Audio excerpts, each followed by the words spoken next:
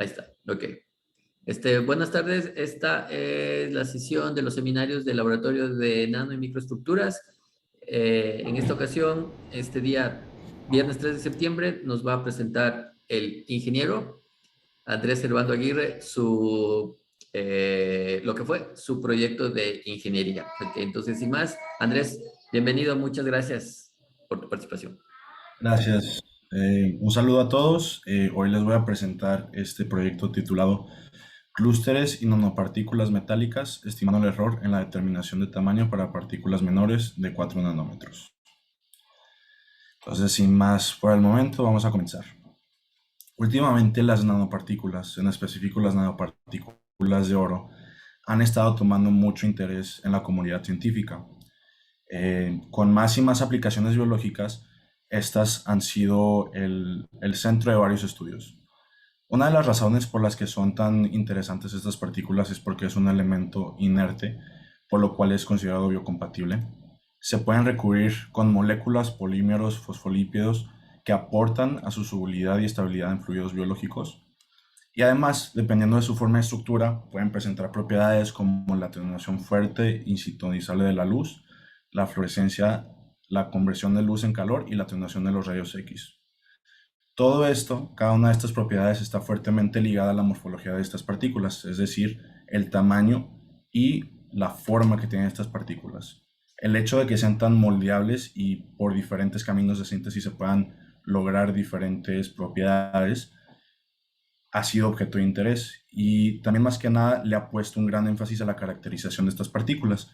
Es de gran interés saber que las partículas que se intentaron sintetizar de cierta forma o de cierto tamaño, en efecto sí tienen esa forma y tamaño. Uno de los métodos más utilizados para caracterizar este tipo de partículas es la difracción de rayos X para polvos. Esto porque es un método no destructivo, es un método que genera buena estadística ya que toma como muestra un bulto y a diferencia de métodos microscópicos, pues toma en cuenta todas las partículas, no nada más 50 o 100. Y además, igual comparando con métodos de microscopía, es más barata y pues es eh, más fácil de accesar. Ahora, surge la pregunta de, a partir de los patrones de difracción de rayos X, ¿cómo se obtienen los datos de interés? Igual existen varias metodologías, una de ellas es la ecuación de Scherer, que a partir de un patrón de difracción de rayos X nos puede dar datos como el tamaño y la distribución de tamaños de nuestras partículas. Sin embargo, igual surge la pregunta que es el objeto de nuestro estudio, ¿cuál es el límite inferior de la aplicabilidad de esta ecuación? Para hacer esto, vamos a primero partir con un poquito de marco teórico. Vamos a platicar de qué es la ecuación de scattering de Debye o Debye.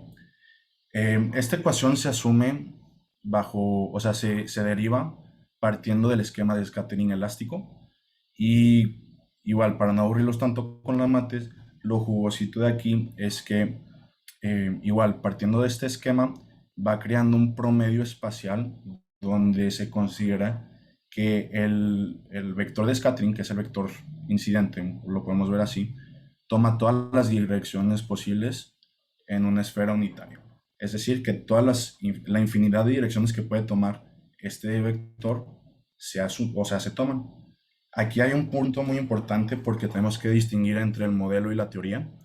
Este modelo de aquí, el modelo y lo experimental, este modelo de aquí lo que nos está dando es un límite ideal en el cual, por ejemplo, si yo tuviera una muestra de polvo de nanopartículas, cada una de las partículas va a tomar una de las infinitas direcciones que hay en el espacio de 3 dimensiones. Ahora, a esto se le puede acercar mucho experimentalmente, considerando que pues tenemos un gran número de nanopartículas. Sin embargo, es imposible o sea, llegar a eso dado que es un infinito número de direcciones. Por lo cual, este modelo es como el ideal perfecto. Igual, reitero, se puede acercar mucho a este modelo, pero no se puede llegar a tener resultados idénticos a estos. Entonces, esta función, o sea, lo que tú le metes a esta ecuación para obtener el patrón de difracción de rayos X, es tu modelo de tu partícula o del sólido que tú quieras simular, en donde se conocen todas las posiciones atómicas. Esto porque si vemos aquí, dentro de, creo que tiene, ¿se puede ver el mouse o no? No sé si haya ahí está. Sí se puede ver. Como, sí. Como se puede ver aquí, una de las entradas de esta función son las distancias interatómicas. Es decir, se tienen que conocer todas las distancias interatómicas de un átomo con todos los demás. Es por esto que esta ecuación puede ser un poco difícil computacionalmente de aplicar. Lo convierte en un problema computacionalmente, o sea, la complejidad computacional de n cuadrada, lo que significa que por cada punto que tú le agregues a tu modelo, la cantidad de cálculos que tienes que hacer para resolverlo va a escalar a la n cuadrada. Entonces, esta ecuación se puede usar así en su forma pura, em, para partículas de 2000 átomos, no debería haber problema. Pero ya que estás hablando de partículas de 250.000 átomos, de 1 millón de átomos, de 10 millones de átomos, pues el recurso computacional ya se volvería muy, o sea, necesitarías mucho. Por lo cual se pueden emplear ciertas aproximaciones que hacen que el cálculo sea más manejable. Entonces, ya teniendo esta forma analíticamente correcta de predecir el patrón de difracción de rayos X para una partícula, lo que necesitas ahora es tu modelo de la partícula. Y aquí es donde vamos a hablar de otro tema, que es el tema de clúster versus partícula. Si nosotros tenemos una partícula, por ejemplo, asumamos esférica, mientras tú reduces el tamaño de esta partícula, esta simetría esférica se convierte menos y menos accesible. Si lo vemos como el caso de 2 dimensiones, imagínate que estás intentando crear un círculo con puntos. Mientras más puntos tienes, es más fácil hacer un círculo. Si vas reduciendo la cantidad de puntos, pues las geometrías accesibles se van reduciendo. Por ejemplo, si tienes 4 puntos, lo más que puedes hacer es un cuadrado. Si tienes 3 puntos, lo más que puedes hacer es un triángulo. Lo mismo en el caso de 3 dimensiones. Si tienes muchos puntos, puedes crear una esfera. Pero mientras vas disminuyendo la cantidad de átomos, las geometrías se vuelven menos y menos accesibles y se convierten en sólidos platónicos de Arquímedes y de otro tipo de simetrías que ahorita vamos a discutir. En el caso de este estudio, vamos a hacer una distinción. Abajo de 4 nanómetros vamos a estar hablando de clústeres que tienen estas geometrías y arriba de 4 nanómetros vamos a hablar de partículas esféricas.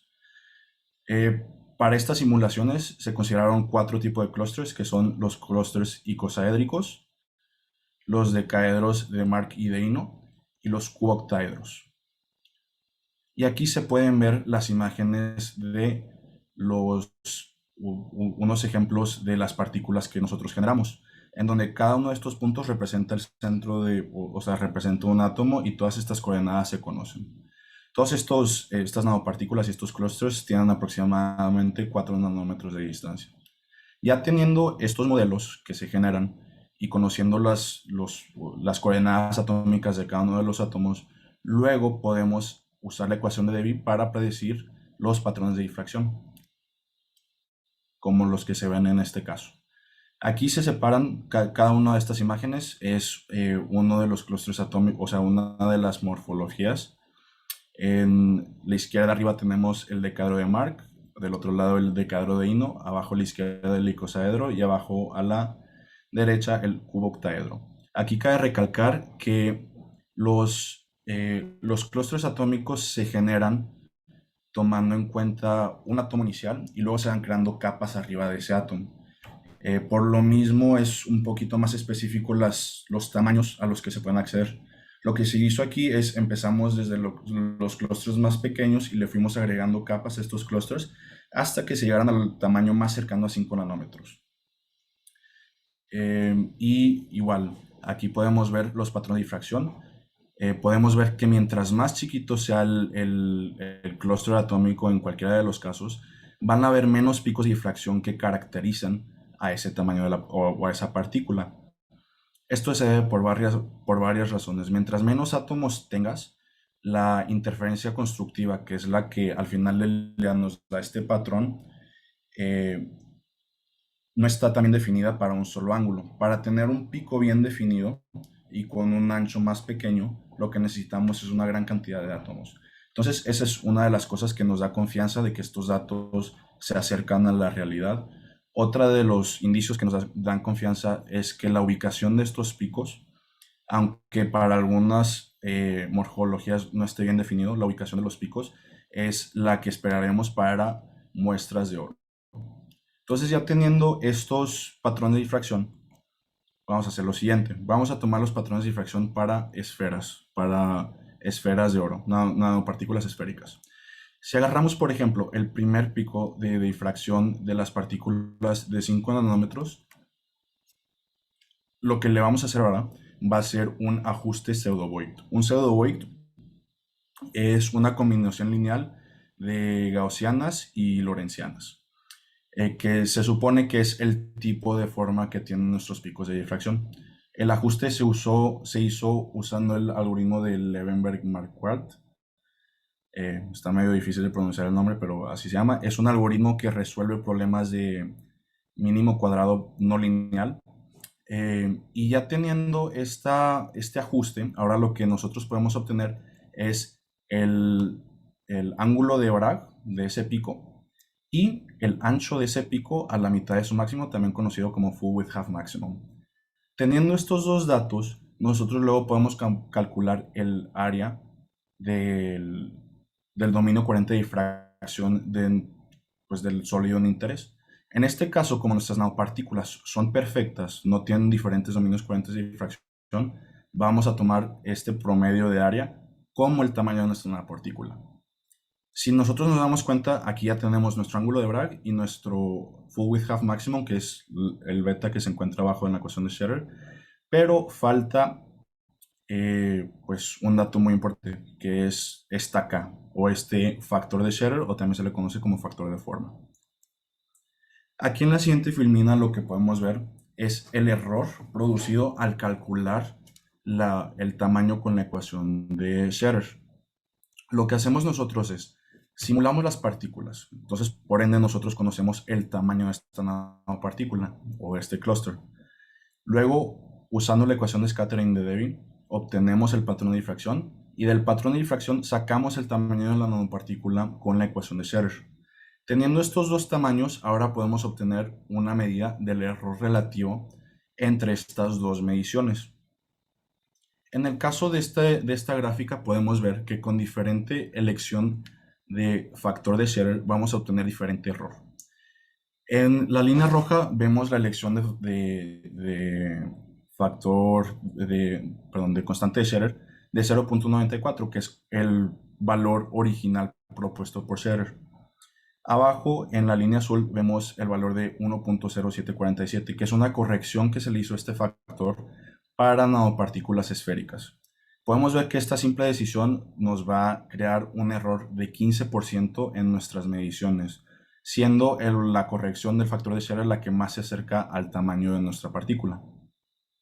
Ahora, tomando esto en cuenta, vamos a ver la siguiente gráfica. En esta gráfica lo que estamos viendo son los errores que se obtuvieron en la determinación de tamaño para las diferentes morfologías. En el caso de la esfera estamos viendo la misma línea en azul. En los otros casos estamos viendo, por ejemplo, en el caso de la línea roja, estamos viendo el error que se obtuvo al intentar determinar el tamaño para los icosaedros. La línea verde, los cuboctaedros; en la línea marrón, los decaedros de Ino; y en la línea azul bebé, los decaedros de Mark.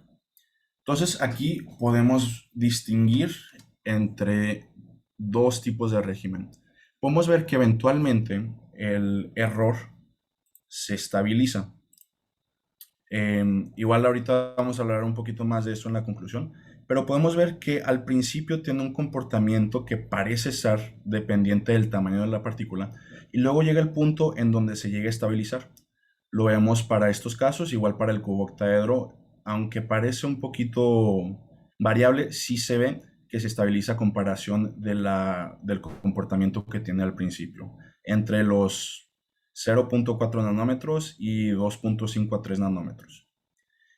Después de eso vemos que el error se estabiliza. Entonces, ¿cuál es la razón de estos dos comportamientos?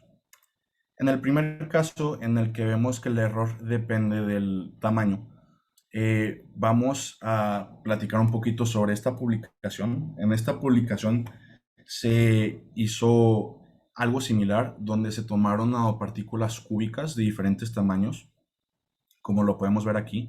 Igual usando Debbie se generaron los patrones de difracción y luego a partir de eso se calculó el tamaño usando la ecuación de Scherer y luego se obtuvo este error relativo. Podemos ver aquí en la gráfica del error que empezamos con un muy alto error, luego tiene un comportamiento pues algo raro, no lineal, y luego se llega a estabilizar. La razón que se le dio a este caso, o sea, cabe recalcar que en este caso el usar cubos presenta una ventaja que el usar esferas no. En este caso podemos usar el mismo valor de K, de factor de Scherer, para o sea, para cada uno de los tamaños. Vamos a usar el factor de K para los cubos. También otra cosa importante que hay que recalcar es que este factor K depende de la reflexión que se esté midiendo. Si nosotros, por ejemplo, medimos la primera reflexión, que es el plano, si no mal recuerdo, 110 para oro, igual ahorita lo corroboramos, pero si hacemos esa medición en ese plano, lo que estamos midiendo es la distancia de nuestra partícula en ese plano. Para el siguiente plano hacemos igual lo mismo, pero estamos midiendo la distancia en otra dirección. Al final del día lo que se supone que se debe hacer es que con cada una de estas reflexiones tomamos el promedio y eso nos da el tamaño promedio de nuestra nanopartícula. En el caso de las esferas es una sola constante, no importa la dirección de la reflexión que se tome en cuenta, porque pues en una esfera las distancias o el tamaño de mi esfera es la misma en todas las direcciones. Entonces en este caso lo que se intentó hacer era cuantificar este error. Lo que se dieron cuenta es que mientras más pequeña era la partícula, esta se acercaba más del ideal centrosimétrico que se usó para derivar la ecuación de Scherer y para derivar esta constante. A lo que se refiere con centrosimétrico es que si tú tienes una partícula, no importa en qué dirección lo midas, va a ser la misma distancia. En el caso de partículas muy pequeñas, como nada más están definidas por un pico, hay menos términos que contribuyan al promedio de esta partícula. Mientras más grande se va haciendo la partícula, más se va acercando a este ideal centrosimétrico, por lo cual el error disminuye. Si tomamos en cuenta nuestras mediciones, podemos ver que algo similar está pasando en el rango de tamaños en donde se encontró ese problema en la publicación anterior. Alrededor de los 2.53 nanómetros vemos este comportamiento no lineal. Bueno, no es que no sea lineal, es que depende del tamaño y luego se llega a estabilizar. Aquí en esta sección donde se está estabilizando, lo que está pasando es lo que vimos en la gráfica donde analizamos los diferentes usos de K. Lo que está pasando aquí es que simplemente no estamos usando la K correcta para la forma que estamos analizando. Entonces podemos ver dos regímenes. El primero es donde nuestra partícula es muy pequeña y se aleja de este ideal centro simétrico. Se va haciendo más grande y más grande y más grande hasta que llega a estabilizar el error, y ahí el error se debe a que no estamos usando la K correcta. Si nosotros intentamos, por ejemplo, usar la K para un cubo octaedro para calcular su error, pues obviamente no nos va a dar ¿cómo se llama? El valor esperado para una esfera. Entonces, eso es algo bastante interesante, y igual para formalizar un poquito más este hallazgo, lo que podemos hacer es igual calcular tamaños un poquito más grandes a los 5 nanómetros para ver si esta tendencia sigue, y podríamos obtener algún tipo de regresión y derivar eso para ver dónde es el punto donde ocurre este cambio y si es el mismo para todos los tipos de valores. Como conclusión, existe un límite bajo el cual el error depende del tamaño de la partícula, o sea, que no importa cuál sea tu elección de K, este error va a cambiar.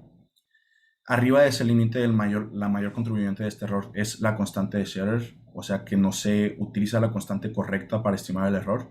Y en el caso de nanopartículas esféricas menores a 5 nanómetros, es muy importante conocer la evolución de esta morfología para tú poder tomar la decisión correcta del factor de K que se está usando. Sin embargo, llega, como habíamos platicado, sí existe un límite bajo el cual, independientemente de la decisión que tú tomes del factor K que estás usando, vas a tener un error que no depende pues, de eso, que tiene comportamiento que depende del tamaño. Igual, estaba pensando que podrían, o sea, esas son dos cosas que podríamos mejorar, el igual calcular para más tamaños para ver si esta tendencia a estabilizar el error sigue, ver qué es lo que está pasando con la razón de cambio para ver dónde está ese punto donde cambia de régimen. Y la tercera cosa es, eh, para calcular el valor K para diferentes morfologías, sí son cálculos medio pesados. De hecho, ahorita en las tablas no existen muchos, existen para el caso, son para simetrías cúbicas, o sea que tienen estructura cristalina cúbica, ya sea FSC, BSC o simple cúbica, pero para formas, por ejemplo, esféricas, cúbicas, tetragonales, creo que como para 5 o 6. Ese cálculo sí se puede, o sea, abstraer para diferentes tipos de morfologías, pero no se ha hecho. También se podría hacer eso para ver si esa elección de K para este tipo de morfologías ayuda a disminuir el error. Y igual, pues también otra cosa que se me estaba ocurriendo que estaría padre, que de hecho era donde empezó toda esta investigación, toda esta vertiente de obtener el error, salió igual de pues, una pregunta: ¿qué pasa si calculo el error para esto? ¿Qué pasa si le disminuyo el tamaño? Y ya empezamos a ver este tipo de comportamiento un poco más raro. Pero antes de eso estábamos simulando diferentes o sea, figuras de nanopartículas. Estábamos viendo esferas, estamos viendo cilindros, estábamos viendo formas elipsoidales y queríamos cuantificar o más cuantitativamente identificar o sea, cómo se podría identificar a partir de difracción de rayos X qué tipo de morfología tenías. Entonces, igual eso podría ser otra vertiente en donde, analizando todos estos patrones de difracción que se generaron, igual podríamos ahí analizar cómo yo viendo esto podría identificar qué tipo de partícula tengo. Porque si al final del día experimentalmente estás intentando hacer esto, pues podrías ver eso. Ah, pues me supongo que tengo morfologías que se parecen a icosaedros o cuboctaedros. Entonces, toda esta metodología computacional para eso nos ayuda, para ir experimentando con ligeros cambios y ver qué es el efecto que tienen en la difracción de rayos X. Y pues sin más por el momento, eso fue una pequeña plática, un pequeño avance de lo que hemos estado trabajando el doctor Flavio y yo. Igual ahorita abro el espacio para dudas, comentarios, sugerencias, quejas. Eh, pues sí. Muchas gracias, Andrés. Veo que cambiaste otra vez la presentación. Bueno, Sí. pero va bien, la hiciste más De cortita, hecho, igual, sí, en mi apéndice también tengo la original, Ajá, que culminó en el póster que se presentó ajá. Sí, me en supuse que septiembre. venía por ahí por el tiempo, ¿verdad? Que te dieron. Sí, Bueno, y por el tiempo también que estamos poniendo en la, pues, en estas charlas, ¿verdad? En estos seminarios de no hacerlas tan largas. Bueno, de irnos acostumbrando a hacer charlas, un perdón, poquito más concisa. completas, pero concisas, ¿verdad? Y el tiempo más bajito. Bueno, preguntas, Yo, preguntas. yo tengo una pregunta. A ver, Fausto, ¿Ok? vamos. Oye, en la slide 11 y la 9, En la ¿puedo slide preguntar? 8. ¿Son iguales o por qué vi lo mismo? Sí, aquí, este es el No, error. esa es la 8, ¿no? Sí, Esa es la 9. Ajá. Y la 11. Esa. ¿Cuál es la y diferencia? esta y esta son iguales. Sí, nada más. Ah, nomás la pusiste dos veces. Sí, Ah, ok. Estaba confundido con qué preguntar. así. Por No, sí. ejemplo, ahí tú estás graficando entonces un factor K. O sea, cada una de esas tiene un factor K y estás determinando el tamaño. Ok, buena pregunta. Aquí, para esferas, el mejor factor K, el que minimiza el error, es esta K de 1.047. Esta es la K que se utilizó para el resto de los cálculos. Luego, después se calculaba el error, tomando en cuenta esto, el tamaño del modelo menos el tamaño calculado entre el tamaño del modelo por 100 y nos da el error relativo. Y eso es lo que encontramos en esta gráfica, que es el error relativo de la estimación del tamaño usando la ecuación de Setter para las diferentes morfologías, los diferentes tamaños. En este caso, esta línea de acá son las nanopartículas esféricas, que son mayores a 4 nanómetros. Vemos que el error es casi nada. Y para las nanopartículas, los nanoclusters más pequeños, vemos que pues, hay un considerable error. Pero para Ok, todas estas se utilizó la K que se debería usar para nanopartículas esféricas, que es 1.0747. ok, pero por ejemplo ahí tú tienes el cosadero, el pescador, ¿siguen siendo esferas? O, No, de hecho, ese es como el problema que podría ocurrir si tú intentas hacer difracción de rayos X para polvos para nanopartículas esféricas. Eh, Igual también me faltó decir que igual otra cosa que sí nos falta investigar un poquito es toda la dinámica que ocurre cuando por síntesis o por alguna razón disminuyes el tamaño de la nanopartícula, que técnicamente ya no es una esfera, agarra alguna de estas geometrías, pero la seguimos considerando como esfera. Entonces, imagínate que tú intentas sintetizar nanopartículas esféricas de 3 nanómetros, que técnicamente pues, no son esféricas, toman una de estas morfologías, y a la hora de hacer patrón de difracción e intentar sacar el tamaño, pues te vas a encontrar, aunque tú no lo sepas, con un error bastante considerable, porque estabas considerando esferas, cosas que no son esferas. Y de hecho, uno de las referencias que se tomaron para agarrar, o sea, para escoger estas morfologías, es un artículo donde se exploran todas las morfologías que se conoce que el oro toma.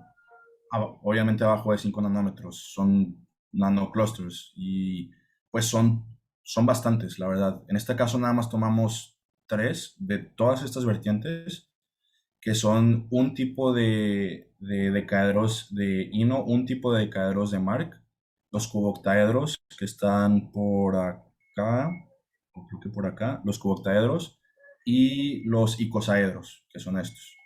Entonces, de todos esos faltan pues bastantes. La razón por la que se escogieron 4 es porque o sea, lo que se pretendía hacer era ir poblando eh, esta grafiquita que teníamos acá, que es donde más o menos empezó pues todo este problema. Que haz de cuenta que antes lo que estábamos haciendo o- eran estos 4 puntos de acá, eran las esferas, y abajo de eso se consideraban que en lugar de esferas iban a ser icosaedros. De hecho, se pueden ver aquí los sistemas que simulamos, que son las esferas y los icosaedros. Sin embargo, pues siguen habiendo varios puntos entre pues, sistema y sistema que todavía no estaban poblados. Igual, como los clústeres se van generando a partir de una semilla que luego va agarrando capas, no son accesibles todos los tamaños. Para ir poblando esta línea, lo que estábamos buscando hacer era meter diferentes morfologías que podían accesar a diferentes tamaños. Sin embargo, luego nos dimos cuenta que pues, este tipo eh, ¿cómo se dice? De dar los resultados, le faltaba pues mucha información que dar. De análisis. Entonces, sí, entonces por eso, sí, al ponerlo así, se ve un poquito más claro que, porque, o sea, por ejemplo, si yo hubiera puesto todos los sistemas, sí, de hecho sí lo intenté, sí se ve como un acordeón de error que pues no parece tener ningún tipo de comportamiento, simplemente es caos. Pero si tú ya los separas, ya vas viendo que pues en algunos casos se subestima mucho en el tamaño, en otros casos se sobreestima, pero siempre existe esta tendencia donde abajo de cierto valor el error depende del tamaño y luego llega un valor donde este se estabiliza. Entonces eso nos da a entender que para tamaños ya más grandes el error no se está generando porque por cosas que no conocemos, sino porque el factor K que se está empleando simplemente no es el correcto. Como lo vimos hasta en el caso esférico, dos diferentes valores de K pueden subir el error a un 15%. Y de hecho, eso es algo que pues a mí se me hace medio mala costumbre a la hora de usar la ecuación de Scherer para determinar tamaños, que siempre se usa indeterminadamente y por parejo un valor de 0.9 o 0.95, sin poner mucha atención al tipo de morfologías que tienes. También, obviamente, si estamos hablando de partículas nanométricas, pues también un 10% de error no es mucho, la verdad. Pero igual para mediciones más precisas sí es importante tomar en cuenta que tienes que escoger la K correcta. Ok, o sea que todo esto surgió a partir de querer conocer el qué sucedía bajo de los 5 nanómetros. Sí, sí, y las mediciones si yo quisiera obtener el tamaño de una nanopartícula a través de Scherer para partículas menores a 5 nanómetros, sí eso me daría un valor preciso, algo que pudiera confiar en él. Igual, reitero, o sea, el 20% de error de una partícula de menos de un nanómetro, pues la verdad no es tanto, hablando absolutamente, pero pues sigue siendo 20% de error. Ya, ok, muchas gracias. De nada. Gracias, Fausto, por tu pregunta. Otras preguntas, otros comentarios. Yo tengo 3 preguntitas, profe, que no son tan complicadas, son más bien si no sé si me las perdí en medio de la explicación o no. Bueno, las preguntas son para Andrés. Bueno, para Andrés, perdón. Primero, en el slide en donde presentas los clusters inicialmente, ¿qué son? Ahí arriba, la número 5, esa. ¿Qué es lo que significan los números que están al lado? El número de partículas que tiene cada clúster en promedio. Este de abajo. Sí, el de abajo, perdón. Ok. Como los clusters, dependiendo de El slide 5. Sí. Ah, sí.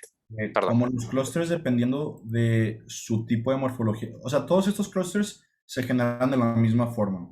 Partes de una semilla y a esa semilla le vas agregando capas. Dependiendo de la coordinación que tenga esa semilla inicial, las capas van a ir tomando diferentes formas y por eso se van dando pues diferentes morfologías. O sea, hay icosaédricas, octaédricas y así.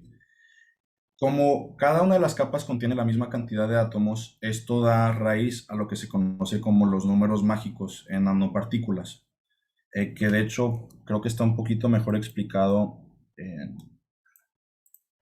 aquí. Creo que no le puedo hacer zoom, pero por ejemplo, te digo, esto da raíz a los números mágicos, que son una serie de números que no cambian porque igual, imagínate que yo empiezo con un átomo y a eso le estoy agregando otros 9. Y cada capa que voy haciendo le voy agregando más y más. Entonces, todos estos clústeres se caracterizan por eso, por el número de átomos que tienen que está fijo por su construcción. Entonces, igual por eso puse aquí la cantidad de átomos que tenían estos clústeres. En el caso de las esferas, también igual no lo mencioné, las esferas se crean de otra forma.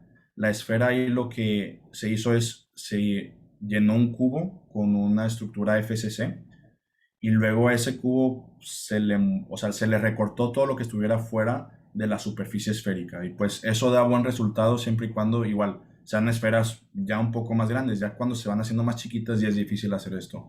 Tienes que recaer a este tipo de construcciones geométricas donde empiezas con una semilla y vas creando capas sobre eso. Pero sí, esta es la cantidad de átomos que tiene cada una de estas formas. Ok, muchas gracias. Pues me quedó claro. La segunda sería si en el slide en donde se encuentran las gráficas de intensidad contra 2 teta. Un ratito, si me permiten, antes de esa pregunta, aquí que habría que acotar que estas esferas, pues sí, tienen dos cosas diferentes, ¿verdad? El número de átomos, 2132, 1836, etcétera. Y como ven, también la geometría, ¿verdad? pero en cuestiones como de tamaño, del tamaño de la partícula, son aproximadamente idénticas, ¿sí? O sea, no se está escogiendo al azar un 2132 y compararle con un 1836, porque ese 1836 estaría como embebido en un volumen similar, digámoslo así, de una esfera de 2132. Entonces, por eso existe esta comparativa, ¿verdad? Aunque los números de átomos sean muy diferentes.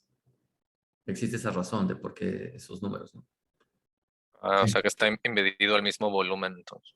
Perfecto. sí, todas estas, o sea, estas partículas tienen aproximadamente el mismo tamaño de 4 nanómetros. Sí. Ok, en la slide 6, por pura curiosidad, saber qué fue lo que definió el tamaño de step al momento de Ah, hacer el análisis de cada, cada nanómetro. no, aquí lo que significa esta gráfica son los diferentes patrones de difracción para cada uno de los sistemas. O sea, por ejemplo, esta línea en verde de aquí es el decadero de Mark de 0.86 nanómetros. O la que le sigue es el siguiente sistema. O sea, simplemente es una forma de representar cada uno de los sistemas. Y cuanto al tamaño, es algo que igual toqué cuando estaba respondiendo a la pregunta de Fausto. Igual por su construcción, porque estás partiendo de una semilla y le estás agregando capas, no todos los tamaños son accesibles como en el caso de una esfera, donde yo podría decir que a una esfera la puedo recortar para que tenga este tamaño o este tamaño o este tamaño. En el caso de los clusters, estás limitado a que las capas, los clusters que tienen nada más una capa, tienen ese tamaño, los que tienen dos capas, tienen nada más ese tamaño. Entonces no es que se escogiera indiscriminadamente estos números porque me gustaran o algo así, simplemente es porque es el tamaño de, por ejemplo, el icosaedro con una capa, el icosaedro con dos capas, el icosaedro con tres capas y así. Ok, muchas gracias. De nada. Siguiente pregunta.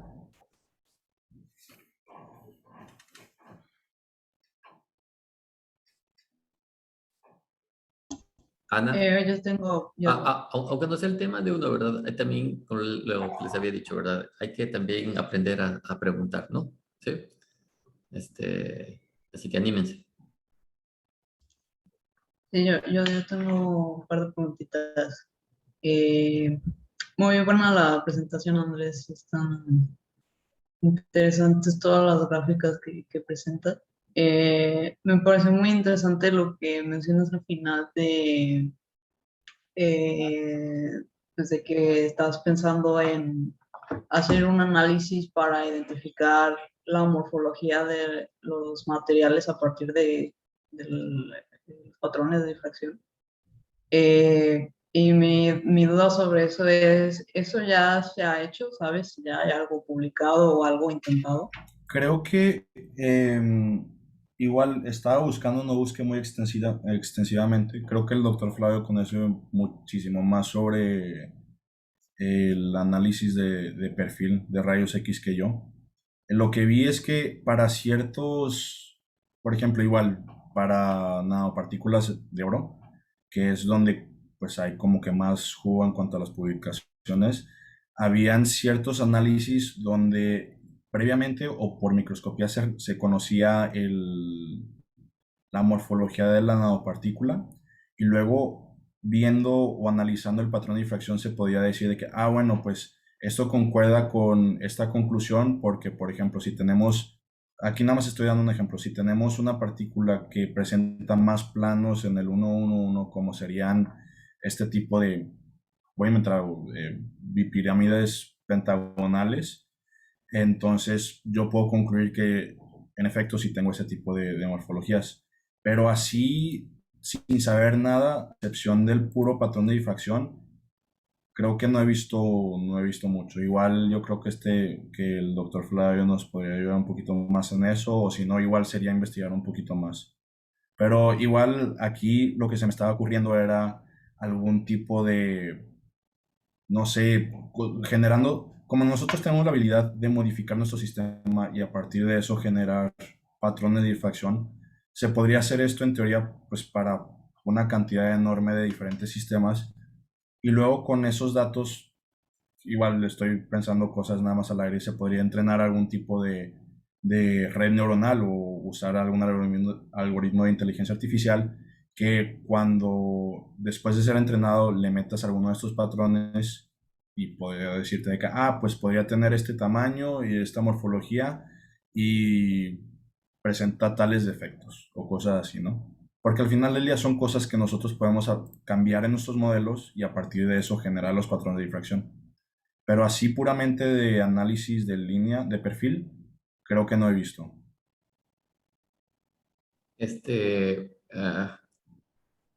Agregando lo que acaba de decir Andrés, Ana y demás, la ecuación de Scherer es,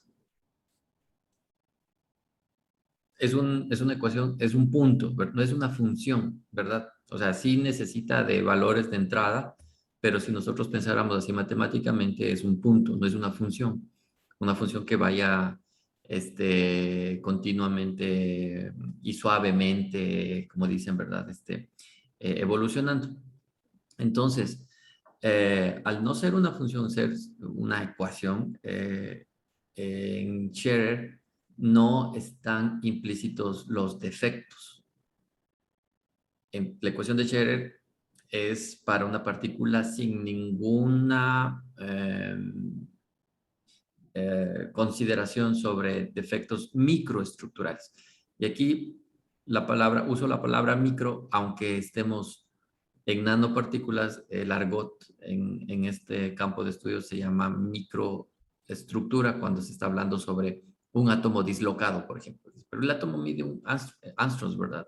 Pero que hablan de micro, bueno, así quedó, ¿verdad? El argot. Entonces, en estas partículas son perfectísimas.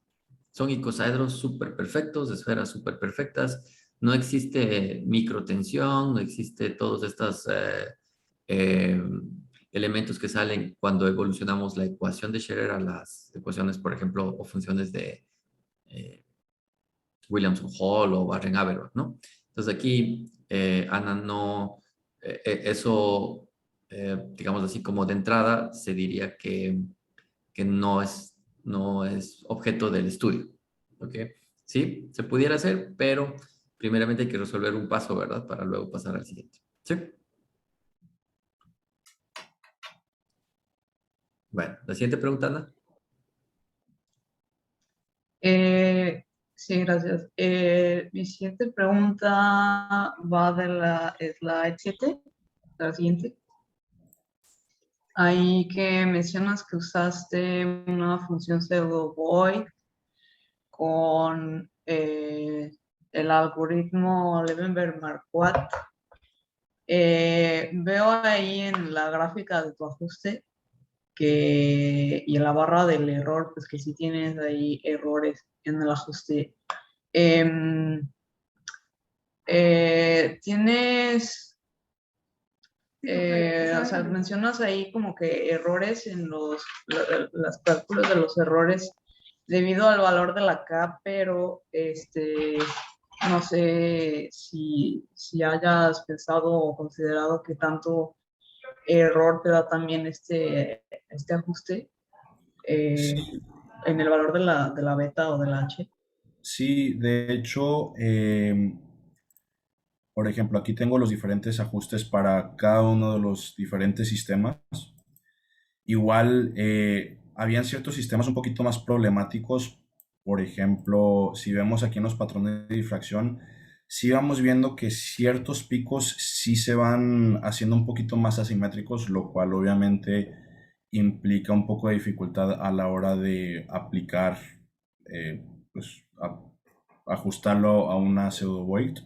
Sin embargo, igual numéricamente los errores no sobrepasaban, creo que por ahí tengo los datos, igual eso es una gráfica que le podría llegar a este análisis, pero no sobrepasaban, creo que chi cuadrada de como 0.05 o algo así, o sea, en general eran buenos ajustes, También me di cuenta que en los casos donde se veían, por ejemplo, que de plano si había un ajuste medio raro por ahí, sí tomé cuenta en ver si el error específicamente de ese sistema estaba fuera de la tendencia que estábamos notando aquí, y la verdad no, o sea, no vi ningún efecto de ese error en este error de acá.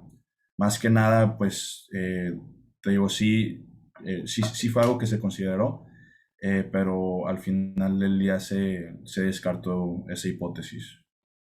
Pero es buen punto. Yo creo que sí lo podría agregar como parte del análisis el considerar esto. Pero sí, en general, para las pseudovoice, aunque, o sea, igual, para las que fueron un poquito más problemáticas, no se notó gran diferencia o gran contribución de este tipo de error para el cálculo del tamaño. También aquí, agregando un poquito más de detalle a la respuesta de Andrés, ¿puedes poner, por favor, la diapositiva donde está la ecuación de Scherrer, donde la presentas? Son las primeras.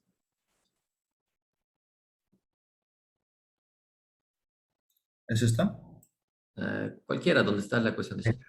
Sí, aquí La está. 6, creo. Bueno, ahí, está bien. Ok, entonces, esa está bien. El cálculo pseudo-Void sirve, como dijo Andrés, ¿verdad? Para localizar la parte más pronunciada del pico de difracción, o sea, porque en esa parte más pronunciada en realidad estamos fijando el ángulo de difracción. Si se dan cuenta, ahí en la ecuación de Scherrer tiene coseno de teta.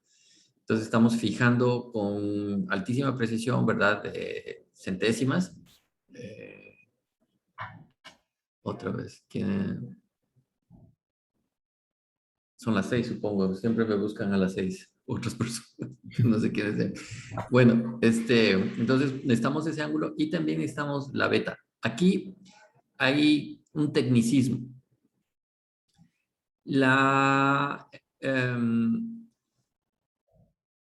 Existen varios parámetros que nos pueden servir nosotros para identificar un pico. Uno de esos, pues, obviamente es el centro del pico, ¿verdad?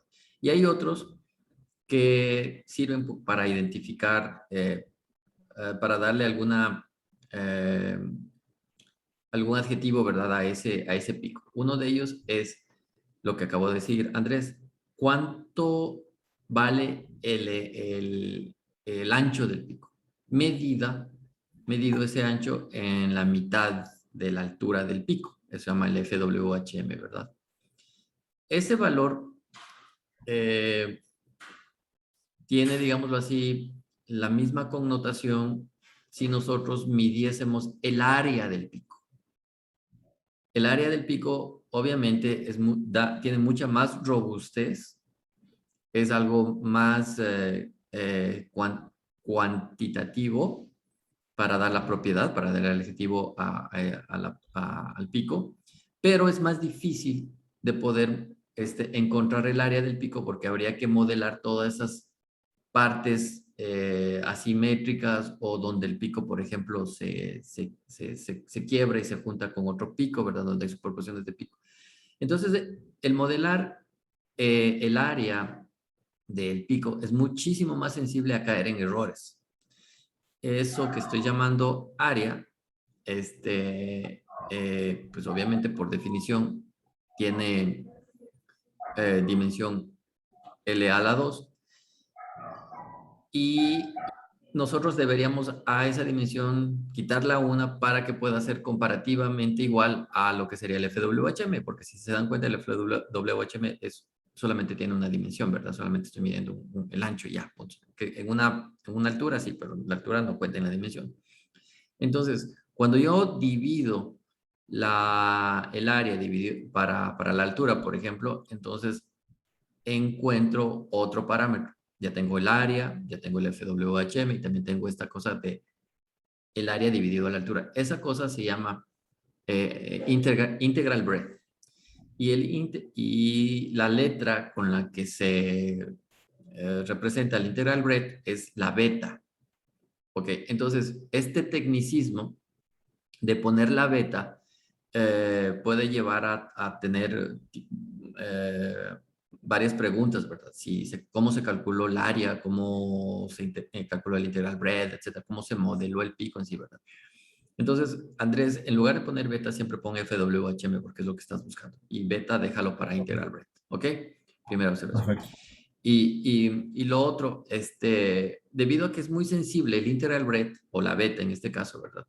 Entonces la descartamos por estas mismas formas de los picos que mostró Andrés a Ana, ¿verdad? En esos apéndices. Entonces se usa el FWH porque es poquísimo menos sensible a que entremos en el error. Si se dan cuenta, en este ajuste que está mostrando Andrés, las llamadas colas, que son donde los picos pues nacen y mueren, la línea sobrepuesta del ajuste, que está en color naranja, pues muestra ahí mucho error, si se dan cuenta.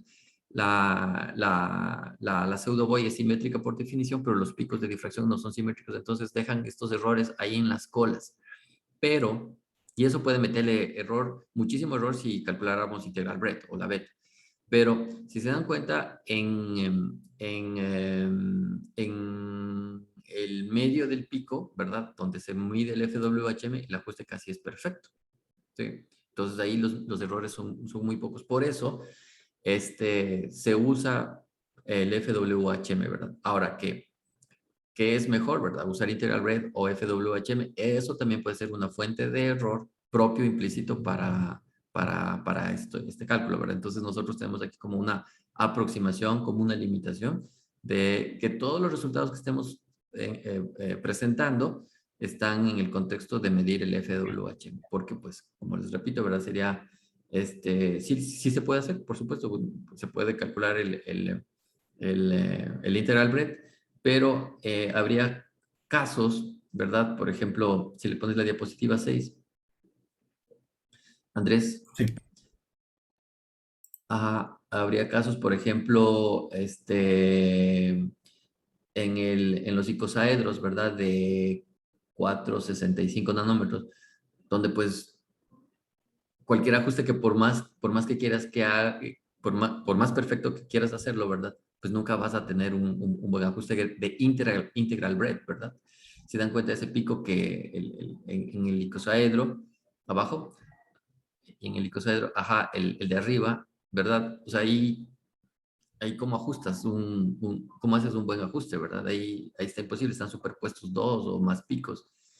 Pero si pensáramos, ¿verdad? Que vamos a modelar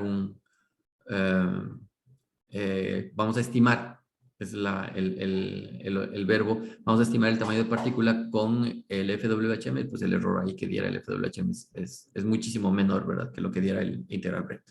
¿Ok? Esa es la razón. Bueno, siguiente pregunta. Viendo ahí esos difractogramas, ahorita que estaba mencionando eso, me sale la duda es justo en esos picos que se ven como superpuestos, ahí cómo le hiciste para separarlos o cómo hiciste el ajuste. Por ejemplo, para el icosaedro, para el último pico, ok. Para la partícula de 4.65 nanómetros, 4.65. Creo que es lo que está diciendo. Sí, igual sí es un poquito difícil.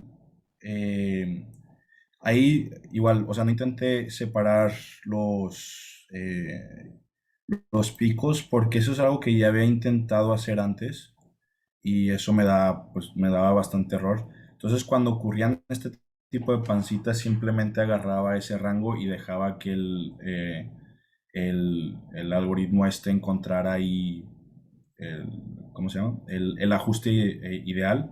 Igual, en el caso de los icosaedros, ya si lo vas a ajustar. O sea, lo que estaba haciendo ahí estaba buscando el rango bajo el cual podía dar el mejor ajuste. En este caso no se ve tan intenso la pancita que tiene con ese rango. Es mucho más apreciable en esta representación.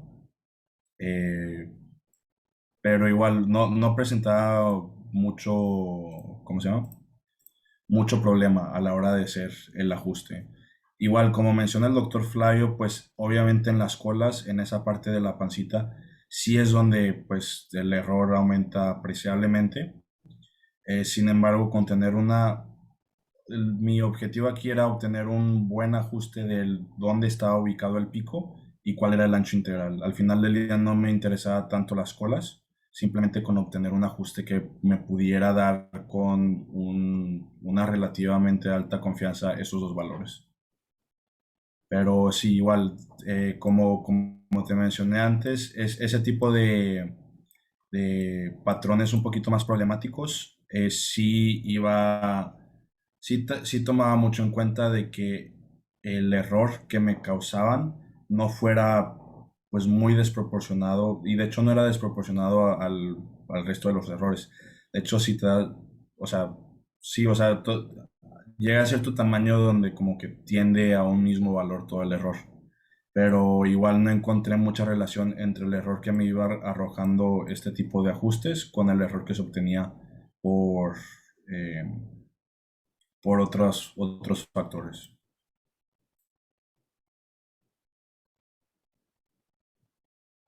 Ok. ¿Otra pregunta? Moisés, Iván, Carlos. Pues yo tengo una pregunta, bueno, un par de preguntas. Primero, pues muy buena presentación, Andrés. Y pues en la slide 9, los errores calculados entonces son únicamente de los primeros picos de patrón de difracción, ¿no? De los clústeres. Sí, sí. Ok, ok, eso sí, era una duda que tenía. Y la segunda es, si tú pues agrandas el clúster a más de 5 nanómetros, aparte que creo que dejaría de ser cluster, o no lo sé, no cambiaría el comportamiento o el pico del patrón de difracción, pues ya perdería demasiada simetría, como dicen, ya habría demasiadas colas, como muy pronunciadas usando el pseudo-void. De hecho, la tendencia general para patrones de difracción, no sé, la razón por la que para la mayoría se usó el primer pico de difracción es eh, porque cuando tú disminuyes mucho el tamaño de tu sistema a la hora de que haces el patrón de difracción, lo que deberías de esperar son picos muy, muy anchos. De hecho, pues eso es parte de la razón de la ecuación de Scherer.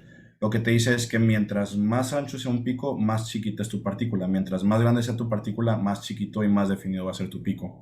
Entonces, al contrario, al tú aumentar el tamaño de tu partícula, tú lo que debes de esperar son picos mejor definidos y más delgaditos, lo cual, eh, si nos vamos igual a estas figuras de error, lo que vemos es que mientras vas aumentando el tamaño de tu sistema, lo que debes de esperar es menos error. Entonces, igual, lo que yo esperaría, si aumentamos el tamaño de nuestras partículas, que es algo que igual me gustaría hacer para agregarle más robustez a este análisis, es agregar tamaños más grandes para todos los clusters, todas estas morfologías, y ver si se va estabilizando el error, porque eso es, o sea, de este análisis, eso es mi hipótesis, es lo que yo esperaría, que para tamaños grandes se estabilice el error y la razón de ese error sea la misma que vimos aquí arriba, donde estos son los mismos sistemas, es lo mismo, lo único que cambiamos es el factor el factor de Scherer. Y esa Entonces, es la recomendación que yo iba a hacer. Ajá. sí, sí, es igual al final de la presentación dije que sí me gustaría hacer eso y además sí me gustaría ver cómo va la razón de cambio, o sea, hacer algún ajuste de estos errores, ir sacarle las derivadas y ver cómo va la razón de cambio para ver si podemos identificar un valor debajo del cual se estabiliza el error. Entonces, yo creo que eso también agregaría a este análisis para poder decir, bueno, a partir de este límite, o sea, no importa si usas la K apropiada, no importa, o sea, vas a tener un error que va a cambiar con el tamaño de tu sistema y pues eso es más problema del modelo que estamos usando para obtener el tamaño, que es la ecuación de Scherer. O sea, ahí tendríamos que emplear otro tipo de metodologías para obtener ese tamaño a partir de XRD o irnos con otros métodos de microscopía. Sí, Pero sí, entonces, sí, para responder tu pregunta, lo que se esperaría es que mientras más grande sea el sistema, mejor definidos sean los picos y en teoría debería haber menos problema con eso de hacer el ajuste.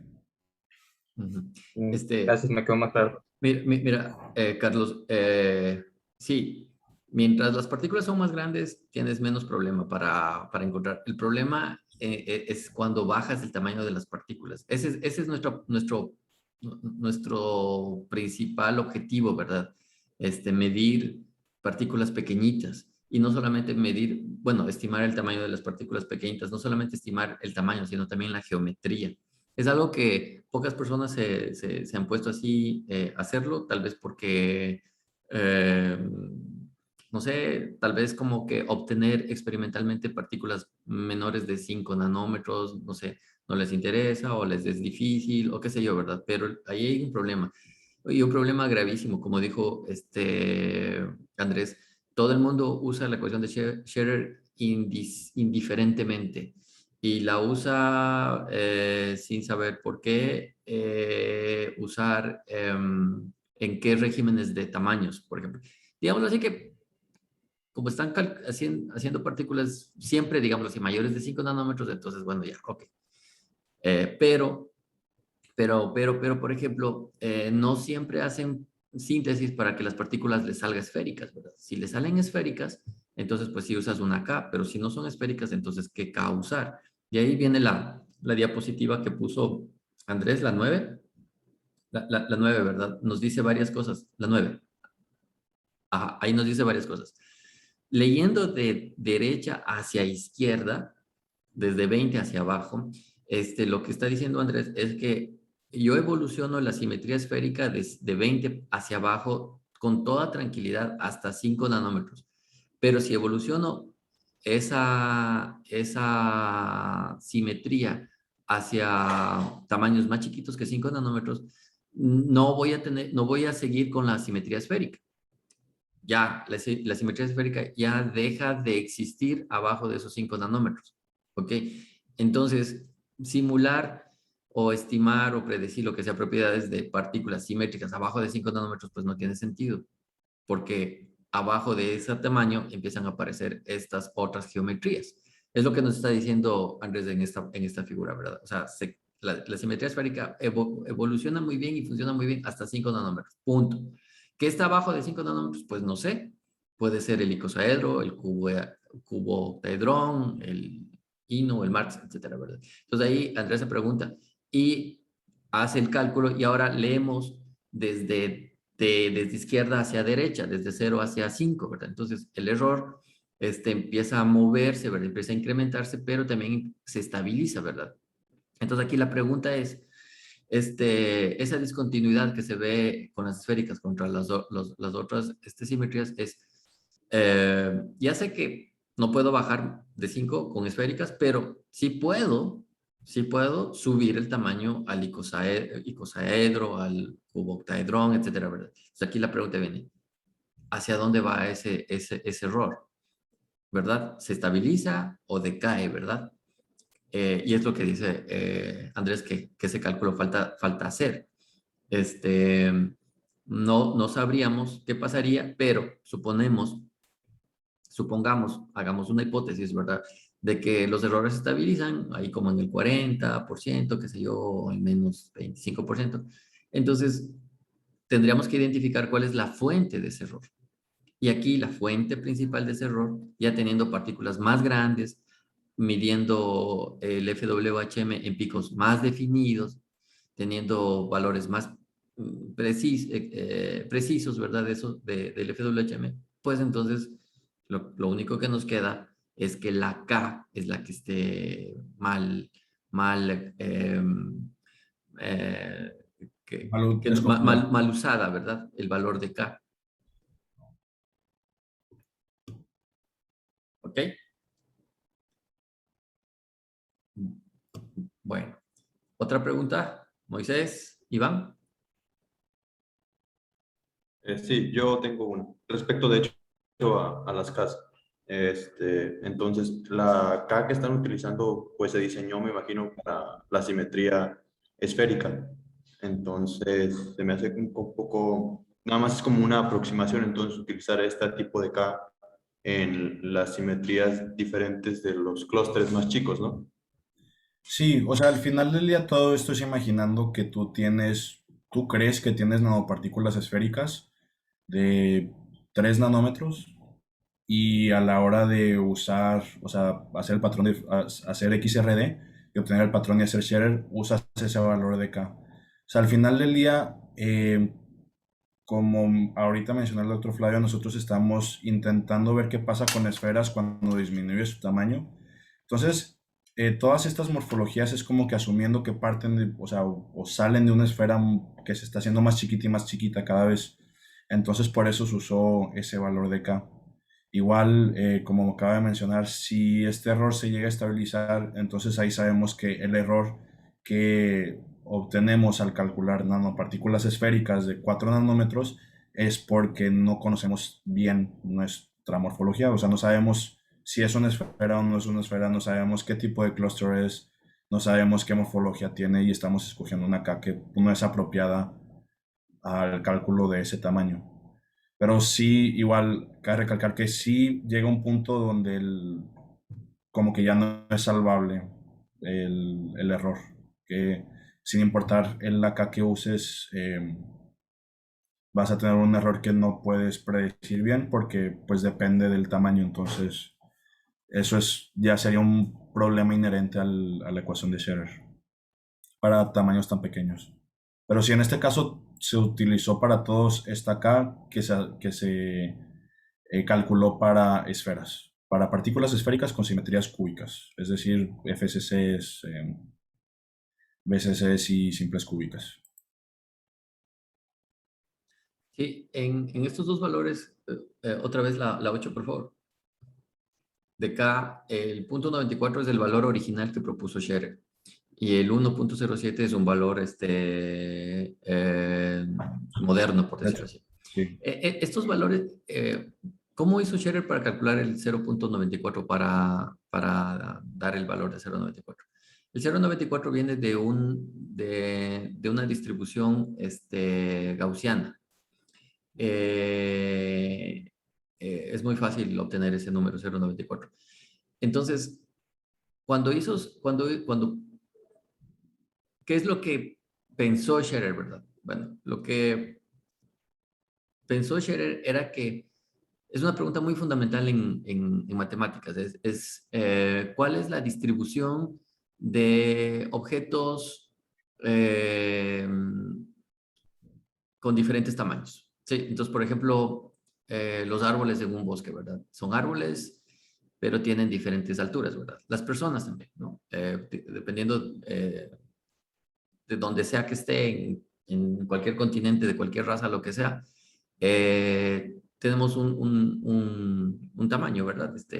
Unos más chiquitos, unos más grandes, etc. Pero ¿cuál es la distribución del tamaño, ¿verdad? Entonces, matemáticamente se conoce que el tamaño, ¿verdad? De estas variables siguen una distribución gaussiana, ¿ok? Hay varios tipos de distribuciones, ¿verdad? El tamaño está regido por esa distribución gaussiana. Entonces, él dijo, Scherer, que pues cuando se sinteticen partículas, ¿verdad? Pues lo más seguro pues es que van a tener diferentes tamaños, no todas van a ser el mismísimo tamaño. Obviamente, un tamaño va a predominar sobre otros, ¿verdad? Pero ¿cuál sería esa distribución? Entonces sabiendo desde las matemáticas más básicas de distribuciones, ¿verdad? Entonces propuso la distribución gaussiana para esféricas. Sí, ese 94 viene. La distribución de tamaños es para partículas esféricas siguiendo una distribución gaussiana. Ahí viene el 0,94. Pero, pues, dependiendo del método de síntesis, no siempre, sí, ok, no siempre vamos a tener esa distribución gaussiana, ni esas simetrías, ni esa distribución. Ok, bueno chicos, Yo creo que el tema puede seguir para más, ¿verdad? Y podemos seguir hablando más de esto. Espero que les haya gustado, servido esta presentación para los intereses que quieran seguirlo luego, ¿verdad? En el laboratorio. Y no sé, Andrés, ¿alguna última indicación? O Pues ya.